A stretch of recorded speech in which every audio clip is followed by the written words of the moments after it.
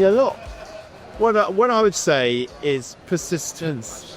And I think it applies across the board to whether you're filmmaker, comic artist, fine artist, illustrator, everything. Is you've got to ask yourself first, do I really, really want to do this?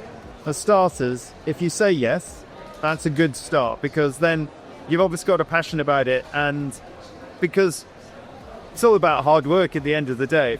If you're not prepared to put in the hours, put in the work, you might as well give up. So you've got to truly want to do it.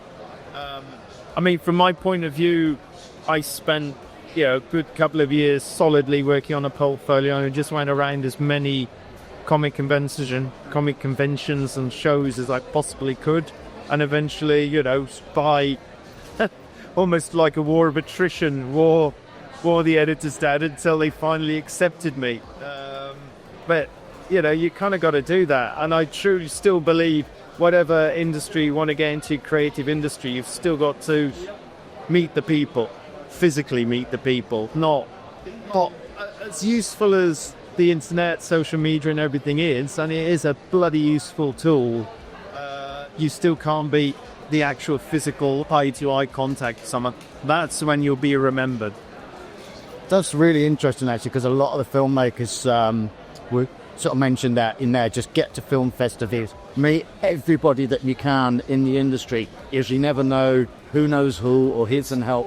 It's always being in the right place at the right time. I don't think most of us, successful people within the industry, we'd all probably admit to one thing, and it's not, it might sound, sort of being very falsely humble, I don't know, but it's not. It's nothing, at the end of the day, it's nothing to do with talent. It's useful, obviously, but it is literally the luck of the draw, being in the right place, right time, knowing the right people. But you can make it work for yourself. It's being in the right place at the right time is fine, but you can make that being, it's hard to explain, but you make that work for itself in terms of you can always be there. You can always be present. The more people the more chances you've got of being in the right place at the right time. So never dismiss meeting anyone. You don't know where that might go, whether it's, in the film industry, whether it's editors, directors, whatever, film production companies, producers, whether it's in the comics industry, whether it's fellow creatives, editors, anybody else working, you just don't know. That little nugget of, kind of, that you might put into somebody's brain that you exist might come to fruition 10 years from now. You just don't know.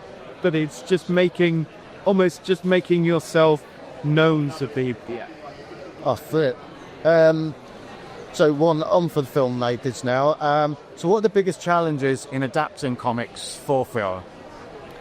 I mean, for me, it's not much of a challenge, but for me, when they adapted The Walking Dead, my biggest attitude was like, well, I don't really, it sounds a bit disingenuous to say this, but it wasn't whether they made a good version of the comic book, because for me, it was always, we've always got the comic book.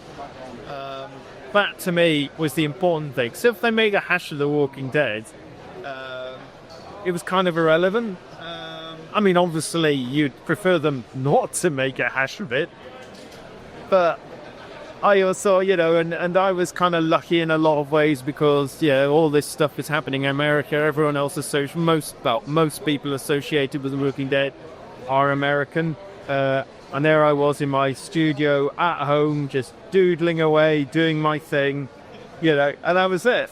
And I was kind of slightly divorced from the whole process. I was on set a couple of times, but I think it was an advantage to me that I didn't get swept up in the whole movie, TV industry because of it. And, I would just want to carry on storytelling at home. And, for me, so long as the comic book was what we wanted it to be, I was more than happy. Oh, brilliant. That kind of rolls into the next question as well. So how do you keep The Walking Dead fresh over the years? How kind of... you know, 16 years sounds like, well, it is a long time. And a lot of people say to me, "What the hell could you do 16 years on a single story?" And I say it's very simple. It's just every single script was really good. It didn't want to make me not want to do it, you know. And Robert would always pull some cat out of the bag. Yeah, every time I thought, oh, this thing might get a bit stale or something like that, you know, there'd be something he would do, which was just keep the thing just barreling along. And I never felt at any point in those 60 years, oh, I want to jump ship. Yeah, it just kept going. It's hard to explain. Perhaps it's my mindset, plus I'm just quite good at Riding the wave. riding the wave. Yeah, exactly. So, industry hacks. If you were starting out now, what shortcuts or tools would you kind of go straight for? What would they be your go-tos? Well, in terms of getting yourself out there and stuff. Yeah, I suppose so. I mean, yeah. I mean, it sort of goes back to what I was saying before about making yourself just always going to things like this, whether it's, you know, like I say, whether it's a film thing or a comics thing or an illustrator's fair or anything like that. It's literally just doing as much as you can, because you've got to be serious about what you do. You know, if you're just doing a couple of hours a week of whatever you might be doing, you might as well forget it, you know. And people go, oh God, that sounds like a lot of hard work. Well, it's not, because you should love what you do. This is a creative thing. You don't enjoy being creative. Again, it's like, why are you doing it? You know, it's got to be a passion at the same time. So it's not like hard work. You should want to work, you know, 6-7 hours a day at this. If you don't want to do that, get out of the industry, you know, do something else. Oh, that's great. Yeah, and so these are exactly the kind of tips and things that we're looking for. Rights and ownership. What mistakes? I think we're probably all right because you've got the lovely air on. What mistakes do new creators make around contracts and rights to that, and how can they protect their work? Oh, get a good lawyer.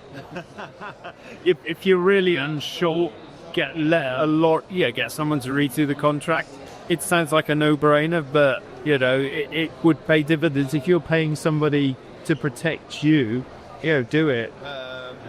You know, until you know what what the situation is, you know, and how to read contracts yourself. So, yeah, that's the perfect way of protecting yourself.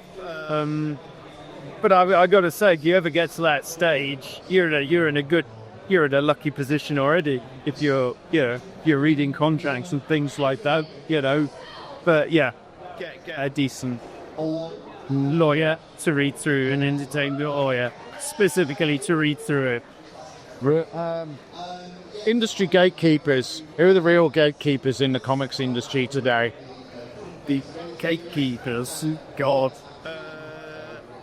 I think they've gatekeepers. Well, I never really thought about that. Yeah, no, I did. So, like, I guess it goes back to what we were talking about earlier. Is there certain people that you've really got to impress? Are they? Yeah, I mean, I think the industry today is a lot more open than it used to be. I think in terms of what you can get out there.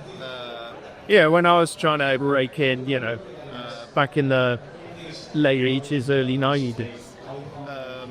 It did feel like you were a bit more restricted to a sort of, should we say, style that you had. Whereas I think, yeah, you go around Thor bubbles out and you see, you know, there's so many different styles, so many different people, so many people, you know, set up, doing really interesting stuff.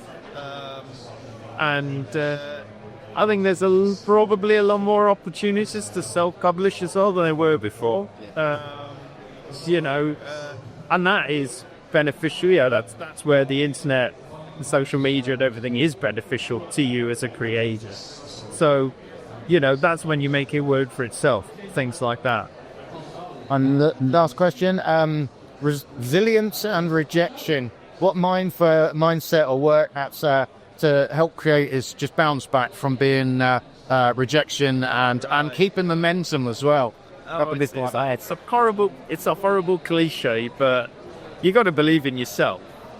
But having said that, I remember when I got my first job, and I look back on what I was drawing then, and I was thinking, would I have employed me, and I probably wouldn't have done, because I look back on that stuff now as I'd like to think a better artist. I think, God, that was awful, and but whether that editor saw something beyond the sort of semi-professional stuff I was showing him, I don't know. I mean, I spent, like say, 2.5 years trying to break it seriously, but then this was after I'd been through art college and everything. So I was always drawing comics, but it was a case of, that's when I really thought, right, this is what I want to do. So, a lot of appreciation. But everyone, I think what you do, if you're on the other side, an editor or whatever, the trick is, unless you can see someone that's really got no talents, and it's probably best to be honest, it's probably best to let them know that, because there is, what's the point of them deluding themselves, and they're going to spend the next 10, 20 years constantly trying to break it. But if you can see a glimmer of talent in something like that, give them a positive review. It might be a negative no to publication, but you got to give them the positives to make them want to keep going, and eventually, and I think that's what happened to me, because I got that initial contract, and then, I mean, my advantage was I was quite quick, so I could do it efficiently, but I got better and I learned kind of on the job. And whether that was a specific editorial sort of plan for me, just to do something like that, I don't know, but it worked for me because the editors saw something obviously in my work that they could see that I could be a fairly decent cartoonist, and because of that, they encouraged me and kept me going, and thankfully it was paid work, so I was going, I kept going and was able to make a living. But so it's injecting that bit of positivity into things as well, if you can see the talent somewhere.